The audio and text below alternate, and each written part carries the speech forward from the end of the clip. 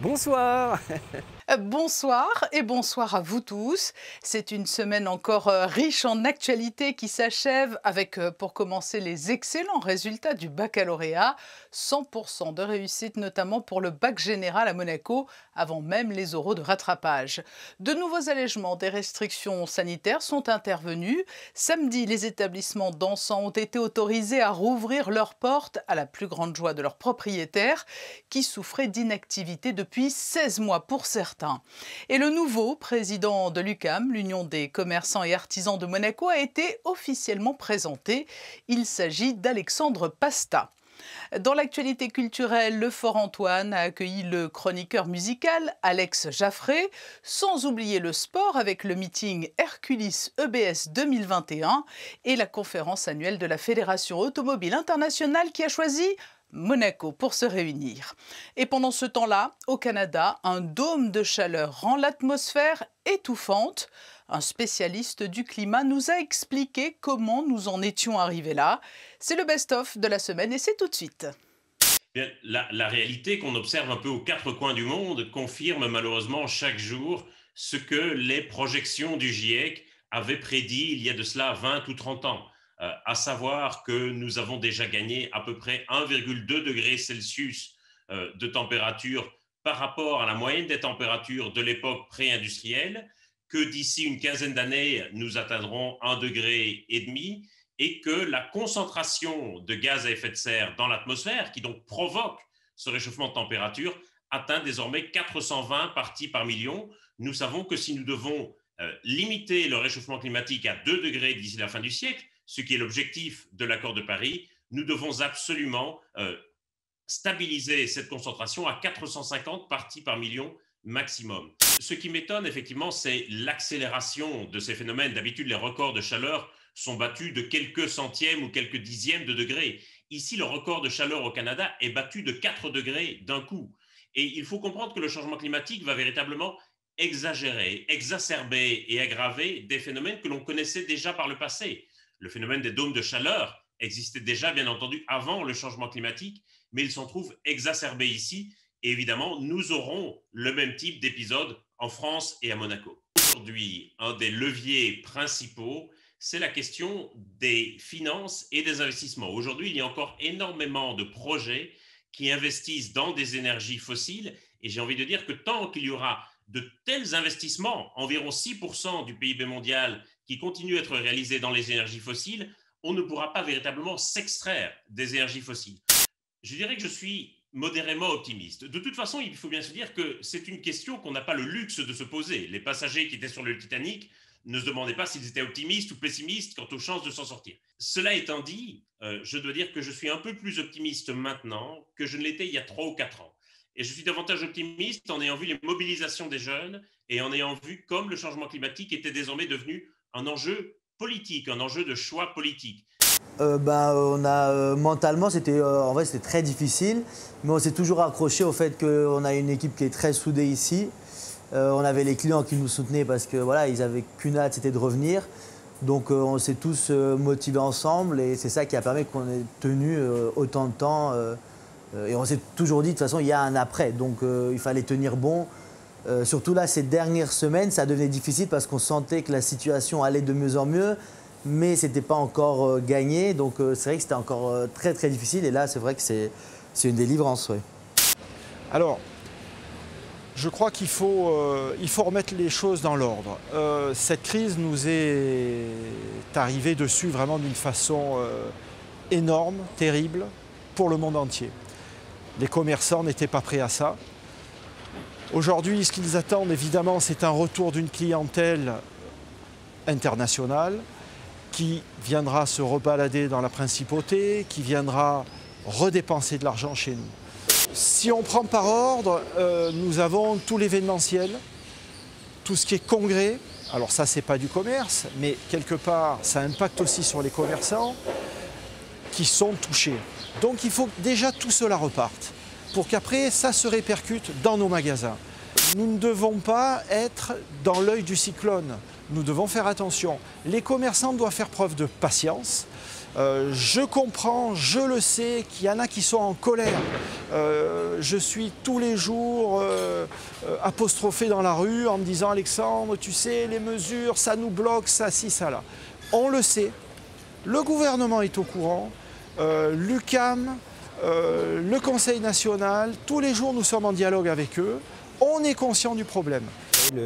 Le monde, malheureusement, a été bloqué depuis mars 2020. Alors on a fait preuve avec nos partenaires, avec les promoteurs des championnats, notamment le promoteur du championnat du monde de Formule 1, d'endurance, des rallyes, de Formule 2. Il a fallu faire preuve de beaucoup d'imagination, de beaucoup de créativité, de beaucoup d'engagement, justement pour pouvoir accueillir ces championnats. La compétition automobile dans le monde génère un chiffre d'affaires d'environ 160 milliards d'euros, avec un emploi qui est d'environ 1,5 million de personnes. Donc c'est absolument énorme et on peut faire beaucoup mieux. La compétition automobile est un laboratoire. On l'a vu avec la Formule 1, on l'a vu avec l'introduction de moteurs hybrides en Formule 1 en 2014. Tous nos championnats vont être des championnats dans les prochains mois, dans les prochaines années, avec de l'essence dite Green Fuel. Donc on travaille avec les constructeurs, on travaille avec les pétroliers pour aller dans le sens de vision zéro pollution, mais également vision zéro accident sur les routes, ce qui est un autre de nos engagements. Si vous voulez, on peut avoir une idée approximative avec les certificats de domicile, mais ça ne concerne que les Français de Monaco, enfants du pays. Et un enfant du pays peut être autre que français, il peut être italien, il peut être anglais, etc. La grosse problématique pour les enfants du pays, c'est véritablement le logement. Donc des droits vont, je l'espère, être ajoutés, notamment à travers la loi 1006 qui va être prochainement votée. Le Conseil national, le gouvernement ont fait énormément de choses maintenant pour les Monégasques. Il nous parle d'une fin de pénurie de logements pour les nationaux, donc c'était tout à fait normal, c'était les nationaux qui passaient en priorité. Maintenant, les nationaux devraient pouvoir tous être logés correctement, donc si vous voulez, on arrive en deuxième place et j'espère que cette volonté sera concrétisée cette fois-ci. Écoutez, c'est un très bon cru et je suis vraiment très fière de nos élèves, très fière des professeurs, des chefs d'établissement, de mon personnel, parce qu'on a passé une année très difficile avec la crise sanitaire et ça n'a pas été facile pour les élèves de répondre présent tous les jours avec un masque. Ça n'a pas toujours été facile, c'est quand même pas une jeunesse à qui on permet tout.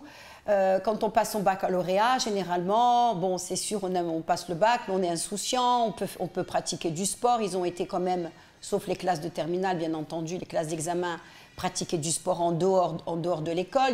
Là, il n'avait que l'école, la maison, l'école. Donc je comprends que pour des jeunes, c'est pas facile, hein. Alors il y avait un public absolument extraordinaire parce qu'il n'y avait que 8500 personnes, mais je pense qu'ils ont encouragé et soutenu comme s'il y avait eu largement les 17 000 spectateurs qu'on peut espérer quand le stade est totalement plein. Je crois effectivement qu'il y avait un souci de retrouver une convivialité, un contact avec les athlètes et ça n'est que bien normal après toutes les épreuves par lesquelles les gens sont passés ces mois écoulés. La nouvelle règle édictée par la Diamond League, la règle de la finale à 3, fait débat, notamment surtout chez les athlètes. Qu'en pensez-vous? Moi je pense que sur le principe, c'est une bonne idée. Ça part d'un principe qui est de tenir en haleine l'épreuve. Et donc moi je fais pas, à ce stade, je ne fais pas de procès d'intention. Je pense que, comme toutes les choses nouvelles, il faut sans doute une saison entière pour que tout le monde s'habitue. Les athlètes d'abord qui doivent doser leur effort. Et puis encore une fois, tout l'encadrement et toute l'animation qui doit aller avec. Et on crée quelque chose qui est nouveau, qui change des habitudes, donc donnons un peu de temps avant de porter un jugement péremptoire. Par exemple, vous connaissez la mélodie de l'été indien? Oui. Je vous la chante mal parce que j'ai pas de piano, mais ça fait. Tu ressemblais à une aquarelle de Marie Laurencin. Voilà, vous prenez cette mélodie de l'été indien. Ouais. vous prenez les mêmes notes, vous les tournez et vous les jouez dans l'autre sens. Et ça fait quoi? Oui, ça fait destinée. Oui, je suis au regret de vous dire que je vais encore être là quand vous beurrez vos tartines. Oui, oui, je viens et je viens même avec une chronique de plus. Voilà, je crois que ma façon de bégayer, de mal présenter les disques et ma coiffure approximative doit plaire. Ah, vous êtes le Bonaldi de la musique? Oui, c'est ça, ça foire souvent. Non, mais c'est très chouette. Ça fait 20 ans maintenant, Télématin. L'autre jour, j'ai regardé la date, mais non, c'est pas possible. 20 ans, c'est pas possible. Il y a eu tricherie sur les dates. Je crois que je vous aime, en secret. Un amour partagé par le public qui a été captivé par Alex Jaffray mardi soir au Fort Antoine. Passons au best-of des réseaux. Fou rire garanti aux dépens, malheureusement, des pauvres victimes.